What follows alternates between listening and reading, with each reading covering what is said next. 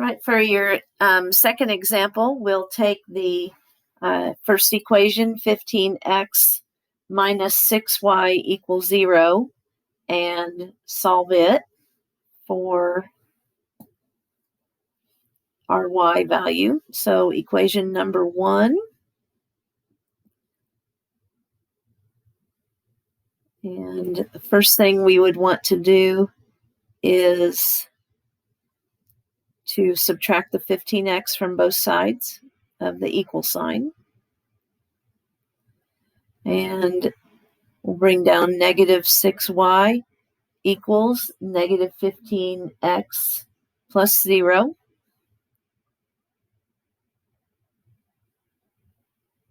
And you don't really have to have the plus 0, but I think it helps students who need to see that placeholder. Then we can divide everything by negative 6. And so that will make us have y equals.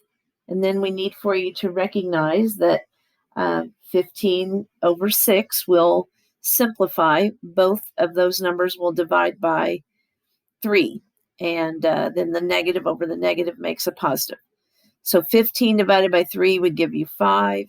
6 divided by 3 would give you 2. And then you have x. Another thing you can do, and I should have said this on the last video, if you have trouble with reducing the fractions, then get the Desmos app up and type in negative 15 over negative 6 and convert your answer to a fraction. And that way you're sure that you get the slope right, because that's an important piece that you need. So your slope is 5 over 2, and the y-intercept b is 0. So we will start this graph at 0, 0, and your slope is 5/2, so up 5 and right 2. Now, I'm not going to have enough room to do that again, but I want a third point. So I'm going to reverse both directions. So moving down 5, then I would have to go left 2. And then very carefully draw the line connecting those points. And that's equation number 1. Then we'll move on and look at equation 2. So for equation 2, I'll do that work here. We have 5x minus 2y equals 10. And again, this is equation number 2.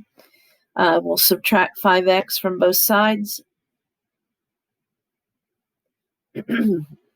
So we have negative 2y equals, we want to put the negative 5x first, plus 10. And then we can divide everything by negative 2, which gives us y equals. We have a negative over a negative, so that is positive. So positive 5/2 x, and then 10 divided by negative 2. That's a positive divided by a negative, so we'll have a negative 5. So your slope m is 5/2, and b is negative 5. Now, before I actually even put this second graph on, I want you to take note of the slope and y-intercept of each one for the classification.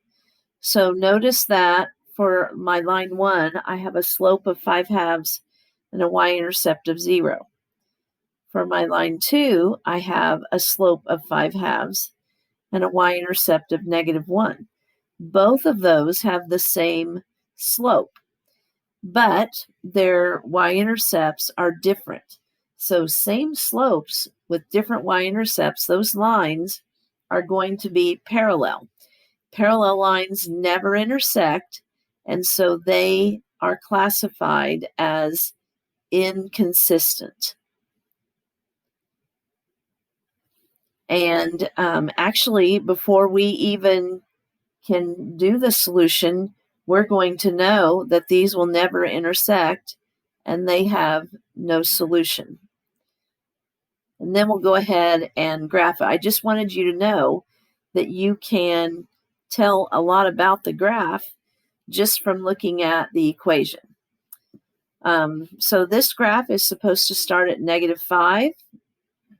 We'll start at -5 on the y-axis, and then the slope of 5/2, so up 2, 3, 4, 5, right 2, and one more time, up 5, and right 2,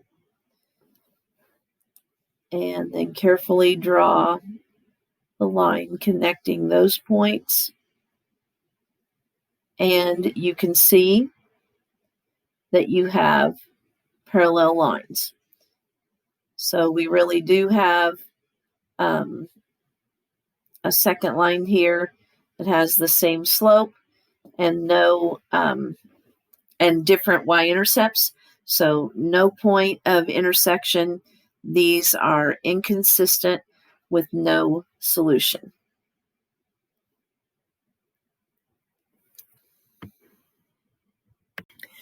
I wanted to show you on Math Excel what it will look like. So I just chose this first one. They're already solved for y. If they're not solved for y, you'll need to do that work on your work page. So we have y equals 4x minus 9. So that y-intercept is -9. You can select either this section right here to enlarge the graph, or you can select this to zoom in and find your tools to use at the bottom of the screen. So we would grab the line tool and start at -9 for line number 1. So I'll anchor that at -9. And then for my first equation, I have a slope of 4. So I have to think about going up 1, 2, 3, 4, and right 1. And the line will follow what you're doing there.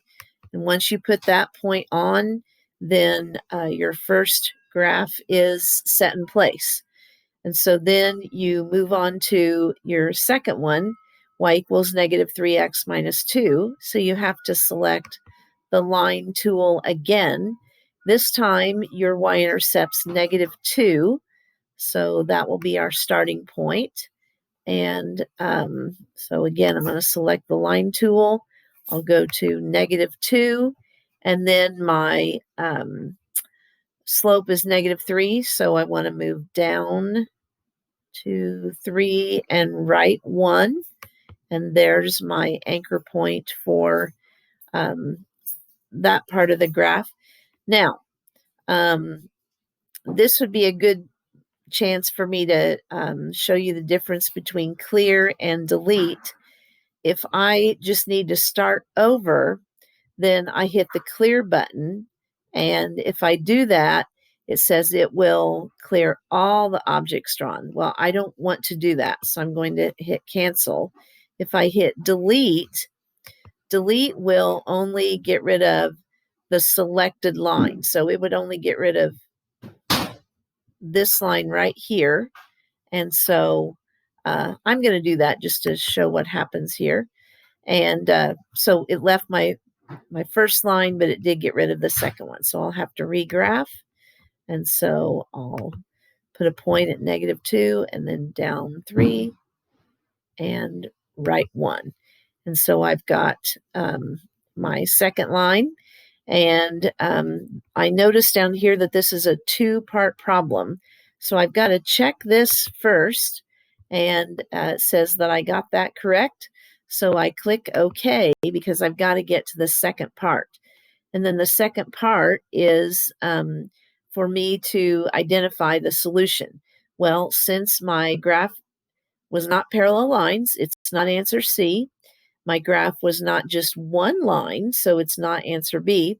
So there is a solution. It's answer A, and then it asks me to type in an ordered pair.